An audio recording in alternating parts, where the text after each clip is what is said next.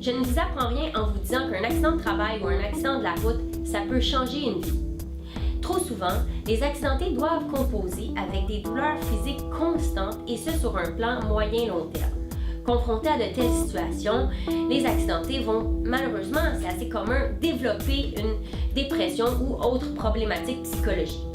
Est-ce que la SAC ou la CSST peuvent reconnaître la dépression en question comme étant en lien avec l'accident initial? Oui. Eh bien oui, mais pas à n'importe quelle condition. Tout d'abord, il faut retenir qu'une preuve médicale s'avère essentielle. Ce que ça veut dire, c'est que le témoignage de la victime ne suffit pas. Nous aurons besoin d'un professionnel qui vient relater les symptômes dépressifs en question. Par exemple, un trouble de l'humeur, trouble du sommeil, perte de poids, isolement, etc. Nous recommandons souvent à nos clients d'obtenir un suivi avec un psychologue afin de documenter les symptômes en question et aussi documenter l'évolution de la condition psychologique. Lorsque les moyens financiers de la personne ne le permettent pas, alors on va plutôt suggérer à nos clients d'aller consulter un travailleur social au CLSC qui est bien souvent gratuit. On insiste beaucoup sur le suivi médical car c'est dans les notes de consultation que nous allons retrouver les facteurs de stress qui ont contribué à l'évolution de la condition psychologique. Par exemple, si le professionnel oriente son suivi autour de la gestion de la douleur, alors on va comprendre qu'il s'agit d'une préoccupation importante pour l'accidenté et ensuite il sera plus facile pour nous de faire le lien entre la gestion de la douleur et l'accident initial.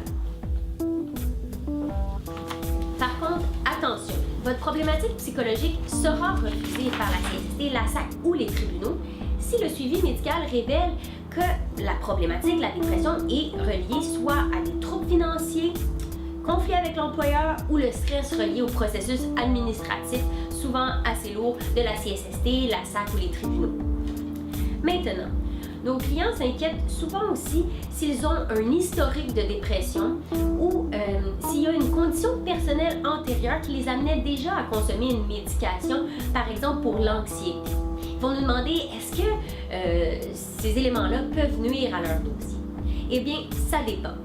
Les tribunaux nous enseignent qu'il est important de prendre la personne et de l'accepter dans l'état où elle est, donc avec ses faiblesses et ses fragilités. Donc, dans ce contexte-là, pour obtenir gain de cause, il faudra démontrer une aggravation de la condition personnelle antérieure.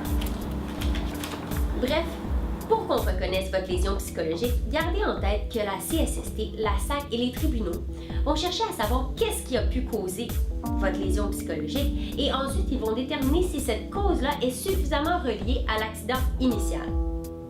Donc, si jamais vous avez des problématiques avec la CSST, la SAC par rapport à la reconnaissance d'une telle problématique, contactez-nous et il nous fera un grand plaisir de répondre à toutes vos questions.